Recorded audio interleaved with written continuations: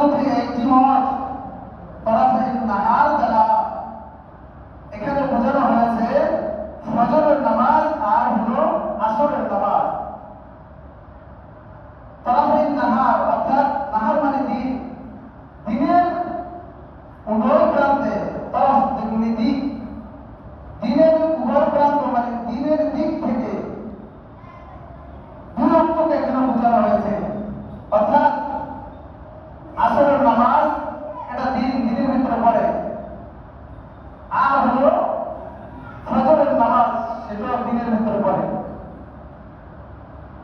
এখন মাগরিব নামাজ আমরা বলি, মাগরিব নামাজ কিন্তু সূর্য ডুবার পরে পড়ি।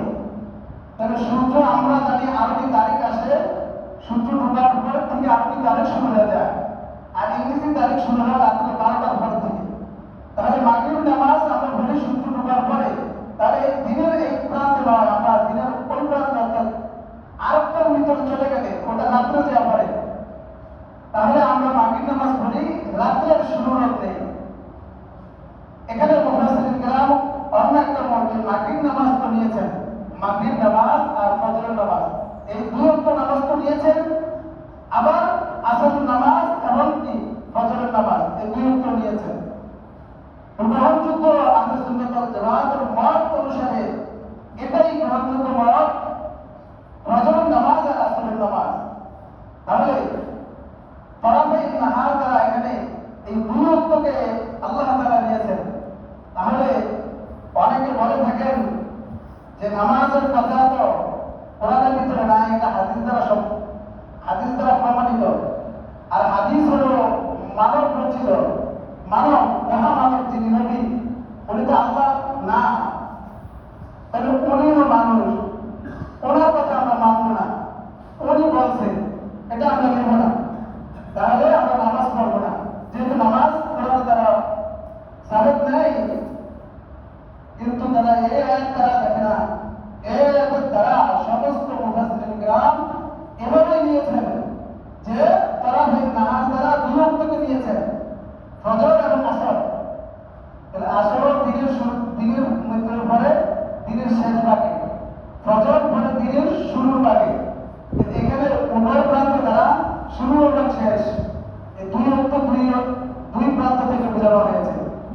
তাহলে আমরা আসরের নামাজ পড়ি এটা দিনের শেষ ভাগে, আমরা ফজরের নামাজ পড়ি দিনের শুরু ভাগে। এখন এই ফজরের নামাজে আমরা যে সময়টা পড়ি এই সময়টা আমাদের মাযহাব, আমরা মাযহাব কোন মাযহাবের অনুসারী? হানাফি মাযহাবের অনুসারী। আর হাজারী মাযহাবের অনুসারী হানাফি মাযহাবের মত অনুসারে ফজরের নামাজটা পড়ব দিপর মানে সূর্য আলো উদিত মানে প্রকাশ হয়ে গেলে, মানে যখন অন্ধকার ছেড়ে যায়, অন্ধকার চলে যাওয়ার পরে আলোটা একটু উঠে অর্থাৎ বর্ষার দিকে, ওই সময় আমাদের মাযহাব অনুসারী ফজর নামাজ পড়া। আর শাফি মাযহাব যারা ওনারা হলো আজ ফজরের নামাজটা অন্ধকারের ভিতরে পড়া, যেটা এই যে আমাদের আহলে হাদিস ভাই যারা আছেন ওনারা এই অন্ধকারের ভিতরে এই ফজরের নামাজটা পড়ে, অর্থাৎ অনেক আগে পড়ে ফেলে। এজন্য ওনাদের ফজর নামাজ আর আমাদের ফজরের নামাজ একসাথে মিলে না, ওনারা অনেক আগে পড়ে আর আমরা অনেক পরে পড়ি।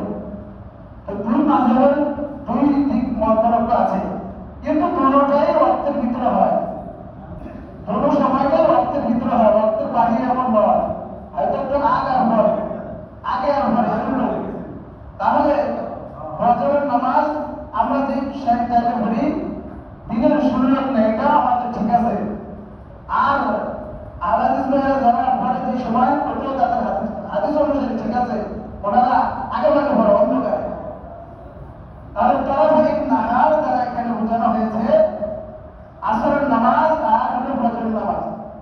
তাহলে দিনের শুরুটাকে আমরা ফজরের নামাজ পড়বো, কিন্তু আমাদের দেখা যায় ফজরের নামাজ ঘুমের ভিতরে থাকে, আমরা ঘুমের ভিতরে থাকি। ফজরের নামাজ দিনের শুরু রাখলে আমরা দিন শুরু করবো, আমরা ফজরের নামাজ দিই, কিন্তু দেখা যায় ফজরের নামাজ আমাদের কি হয়ে যায়, দিনের শুরু রাখলে আমাদের ঘুমের ভিতরে চলে যায়। তাহলে ফজর নামাজ আমাদের বাদ চলে গেল। আর আসরের নামাজে দেখা যায় দিনের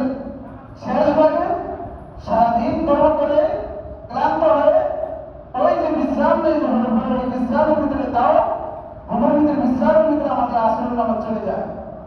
এবং শুরু এবং শেষ তুলনা কোনো সময় চলে যায় আমাদের নামাজ